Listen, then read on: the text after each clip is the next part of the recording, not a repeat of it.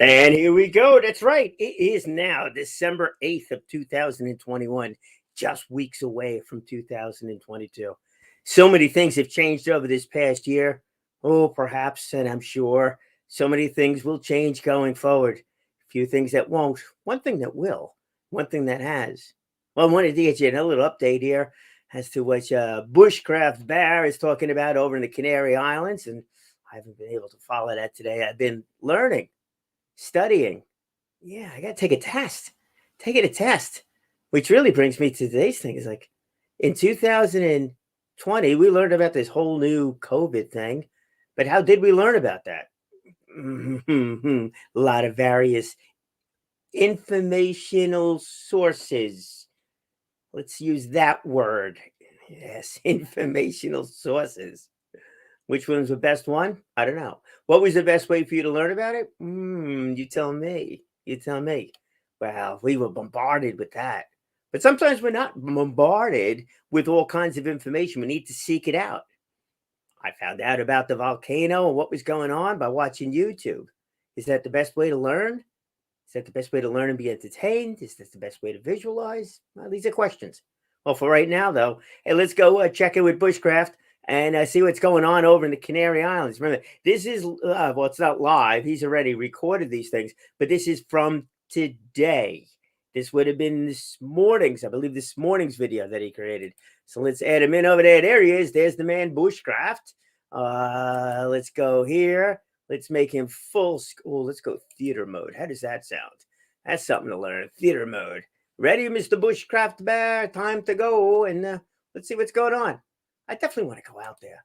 It's 30 years. I've had our honeymoon out there.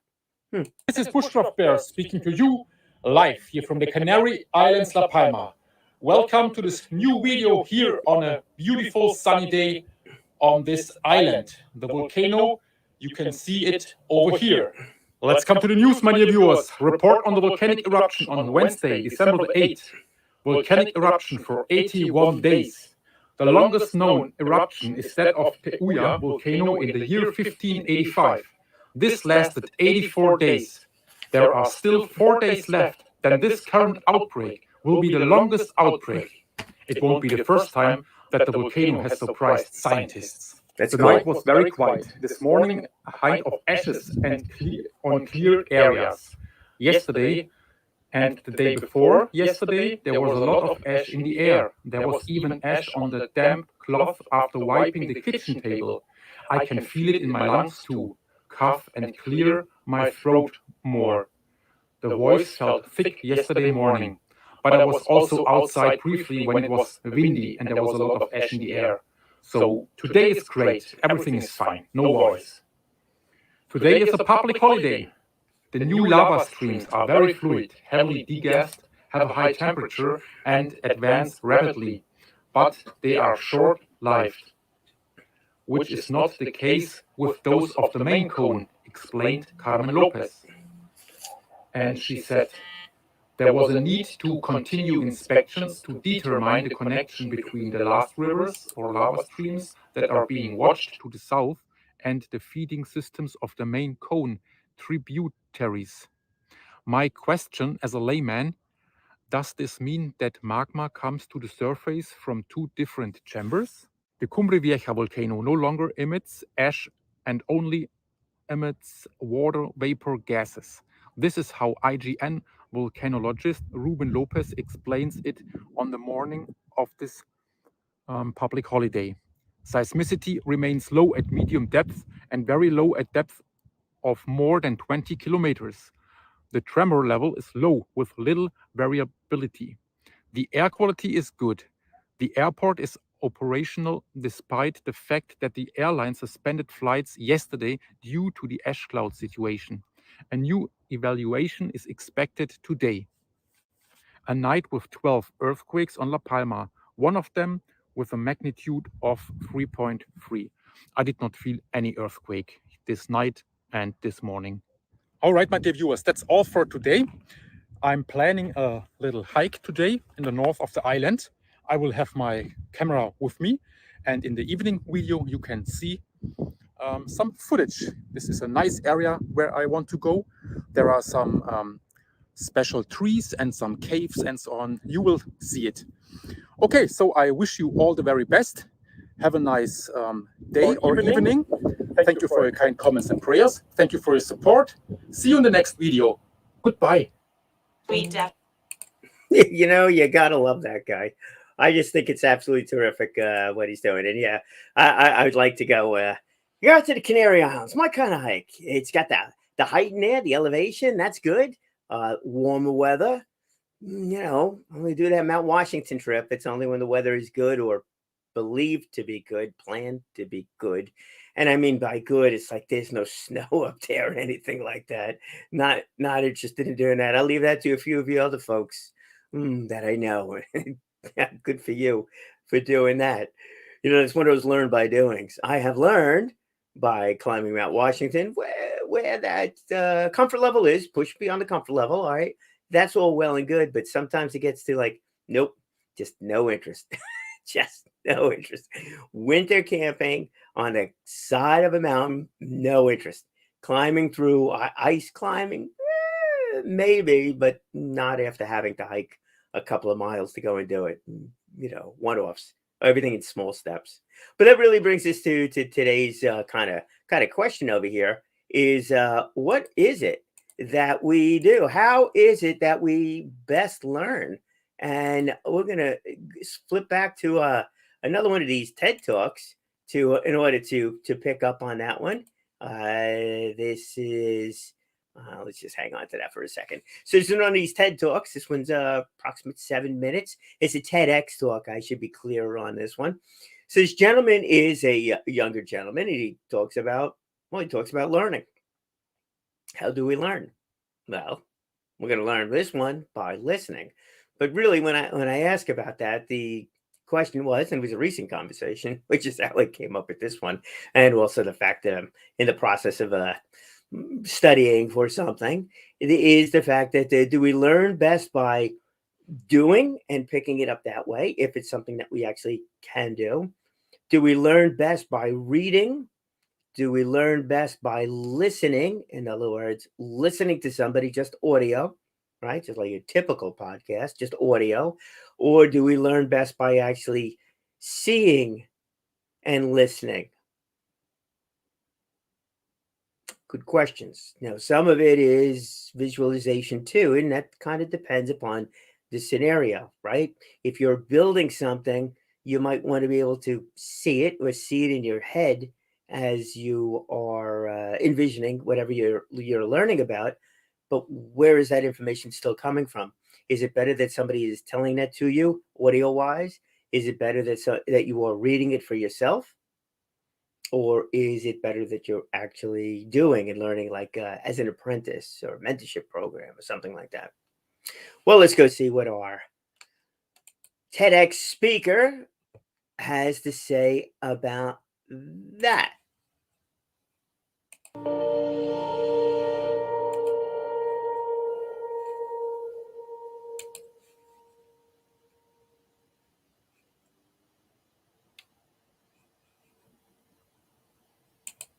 Okay, good afternoon to everyone. Thank you for organizers for letting me speak. I want to start off with a simple picture. I want all of you to look here, and I want you to think about whether you've seen this picture before or not. So, a lot of you probably have. It's been shared 1 million times on Facebook. It's on Twitter, it's on Instagram, it's everywhere. And for a lot of us, this has become an iconic representation of the Nepalese education system. The system that our forefathers went through, the system that we went through for 13 to 14 years of our lives, and the system that our siblings and our children are going through right now. Now, this is a system where no matter how different, unique, multi-talented, or skilled you are still judged using the same metric. One exam paper defines you, and one exam paper is used for all. Whether you pass or fail on that exam will determine whether you pass or fail the system. And for people who do the latter, there are unforeseen circumstances. And this is where it all goes wrong. Now, the failure of our system to meet the needs of its children has caused a lot of problems to think that they don't have talent, that they can't study hard enough, and that they aren't accepted. But that's the problem. This picture is just the surface. Beyond this, I say it isn't a problem with education, but it's a problem with the act of education itself, learning.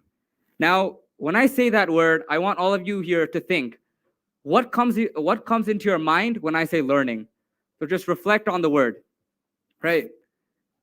For a lot of people I've talked to, and for me personally, what I've learned comes into mind. So number one, did I learn Newton's 3 laws of physics? Did I learn that an ant can carry 10 times of its body weight?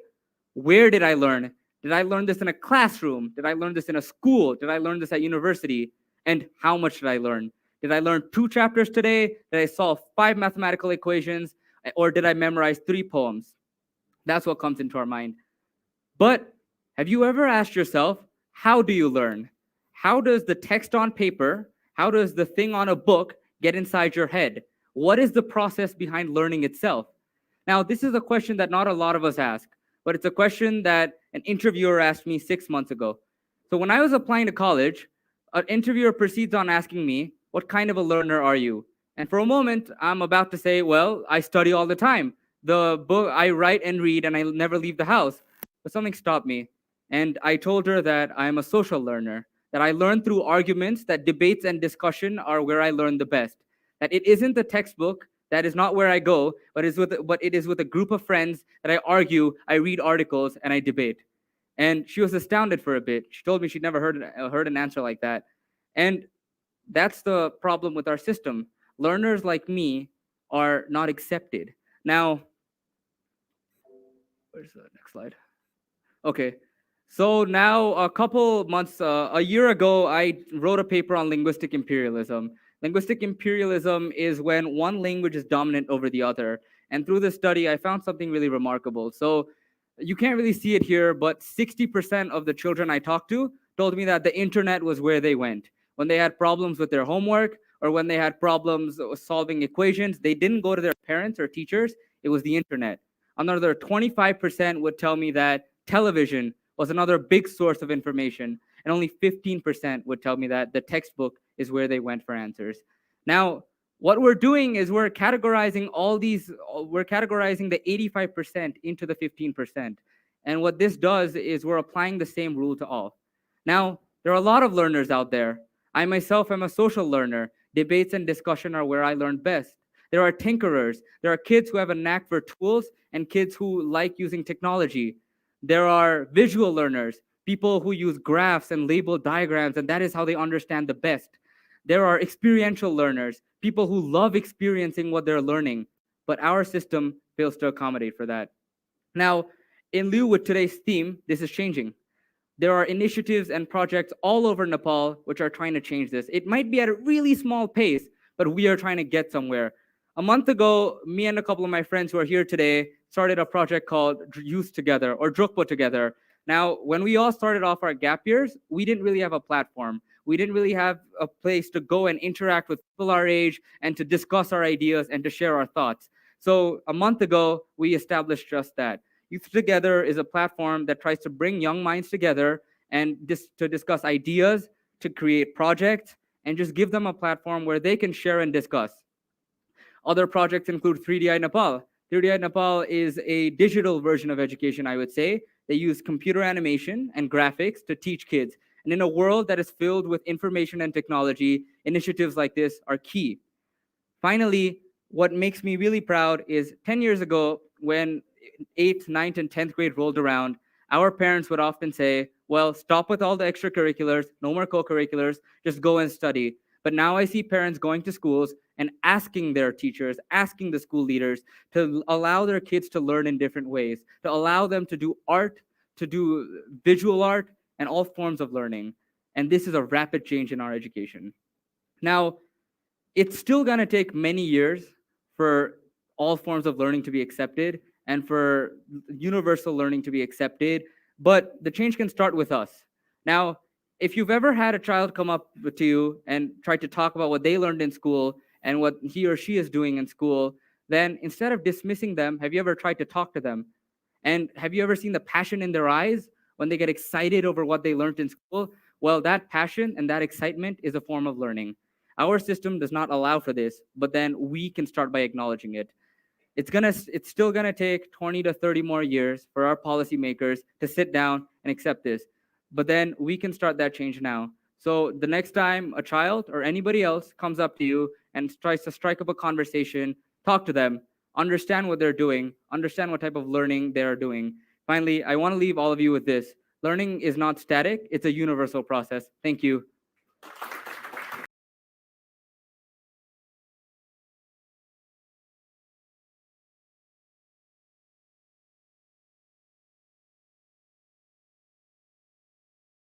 And let's turn on the microphone. There we go. Still working through these learning things. This is somewhat of a learning by doing over here. Wow. Was that amazing? That person was not here in the United States, by the way, Nepal. And it was the same thing that's going on over there with our education system and the learning aspect of the whole thing. It's a learn by doing, learn by experiencing. That's it. Social learner, fantastic. It really is. And it's a matter of exploring things as a youth. Man. And I did not listen to that before we got started the whole thing. I was just looking for a TEDx talk. It was the right amount of time that we talked about how best to learn. Well, obviously, as this comes, we're talking about systemic thing here. Is like we seem to be not doing what we should be doing for our youth. And that's everybody. I just saw a post on Facebook that had to do with the same kind of thing. It's like, needed to learn this earlier. If I learned it earlier, if I was exposed to it earlier, if I saw it earlier, if I knew it earlier, if I just had an inkling of it, I would know. Hey, look, I'll equate this into current day terms, right? Right? You got a situation that comes up and you make a silly mistake. You're like, I should have known that. But if you've never been exposed to it at all, why would you even think about that? Why would you think about that? Right? If you have a basement if you buy a new home, now maybe somebody should tell you this. This is not a perfect example of it. You buy a new home, the new home has got a basement, right? What do you assume?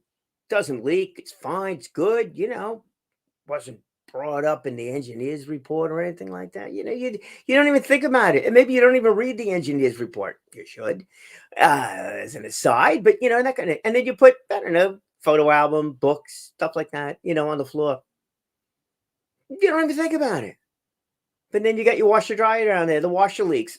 Oh, or there's a leak, or there's a massive rainstorm, something like that, and it leaks in there. It's like, oh, if I didn't have that on the floor, it would have been someplace else.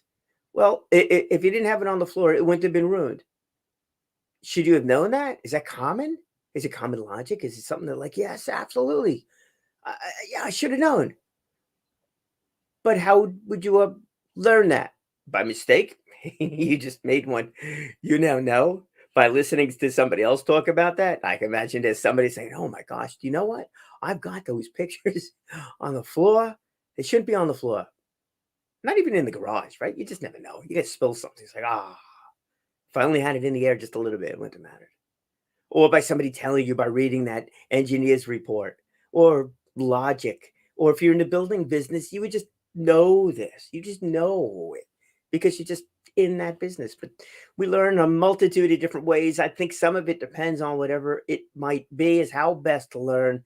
But seeing and experiencing and being involved in so many different things. I mean, I've had some careers that I've done that just, it didn't make me an expert in a lot of different things, but it showed me, or I was able to have that first level. I like stating it as that first level conversation with a lot of topics, just because I've been exposed to it. I've understood basically what products different companies have and the rest of that stuff. But I can tell you, this is a looking back on it, but looking back, the thing that always excited me about these things was, why did that person start this in the first place? What was it? What was it that had them thinking like that? God, the internet came up. My age group, right? My age group. That internet came together. I remember seeing those first commercials that went out there. It's like, the internet is coming. Are you ready? I turned to my wife and said, "What the heck is she even talking about?" Had no idea. No idea. This was back in the 80s, I believe it was. 90s. Must have been 90s. Maybe it was my wife. Maybe it was prior to my wife. I don't know. I turned to somebody that was next to me. I was like, what is this stuff? What is it all about? Didn't know. But then somebody else said, hey, this internet thing is coming. What can we do with it? Maybe if I had more of an engineering mind or is looking at it more creatively, I would have said, hey, what can we do with this new thing?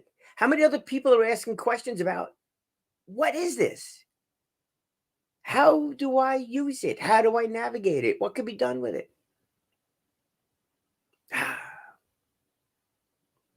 Learning starts with one simple word: curiosity. Those things that we are really curious about, we're going to learn. Not because we have to, not because somebody said we should, because darn it, man, we just want to know about it because we just see all kinds of possibilities in it because we're just naturally curious about it. That is what leads to success every time. Every time. Emotional, financial, call it whatever you want, success. You could define that. We'll have somebody on here that talks about success. What is success? You define it your own way. But if you're really curious about something and you have a real true interest in that something, you're going to really learn about that something. And you're going to learn about it in the best way possible for you. And you're going to succeed at becoming successful at that.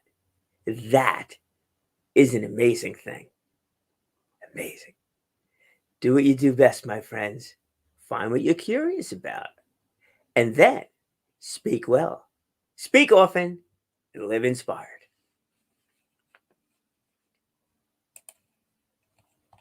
Cue up the tomato.